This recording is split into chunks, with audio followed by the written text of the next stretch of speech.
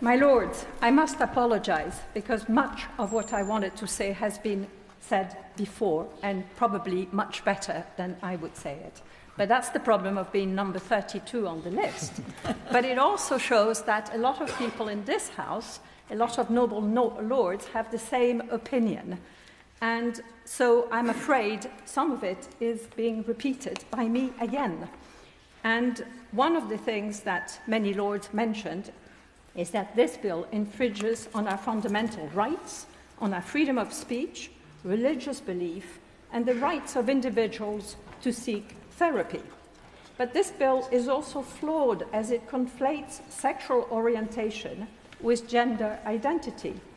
These are different terms that describe very different things. Sexual orientation has a clear definition.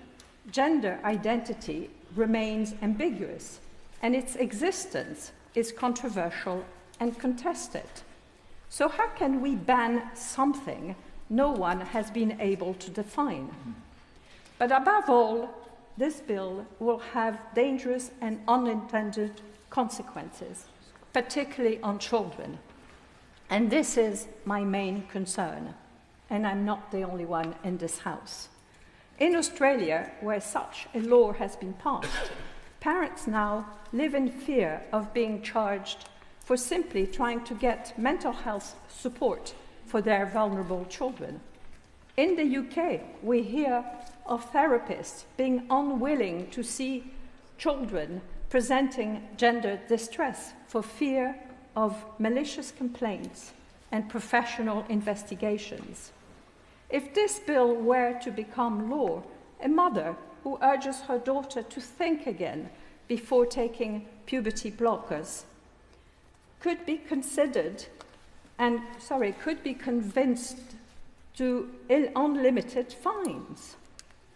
And as my noble friend Lord Forsyth mentioned, where do we draw the line of what a parent can say to his or her child?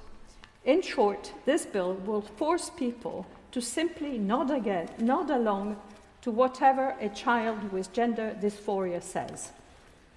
This would let down vulnerable children who need to properly talk through their mental states and emotions, rather than being mindlessly put on a path which may not be the right thing for them. We know that during puberty, many children feel that they do not conform to sex stereotypes, but it does not mean that this feeling will last. Many studies confirm that gender dysphoria does not persist in most children past puberty.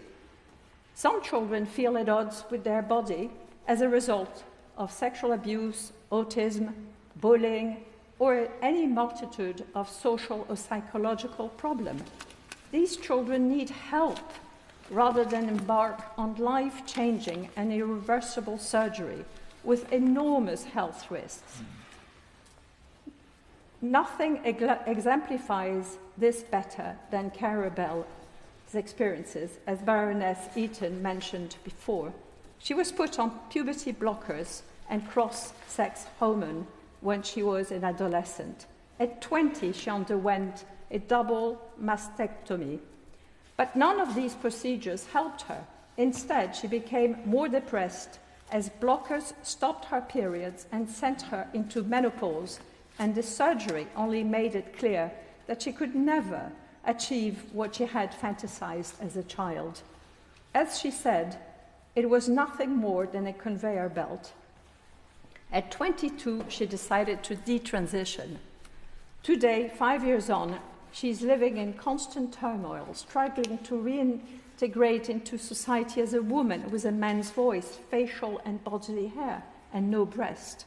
What she needed was therapy, support, and time to come to terms with her body.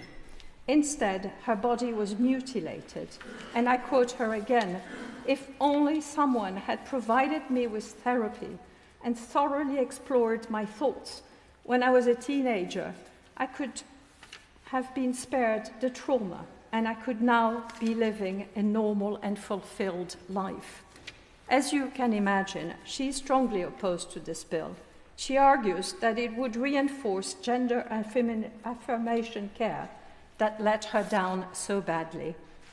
This is why, as well-meaning as the intention behind this bill may be, I oppose it, and I urge everyone in this House to oppose it as well. Right.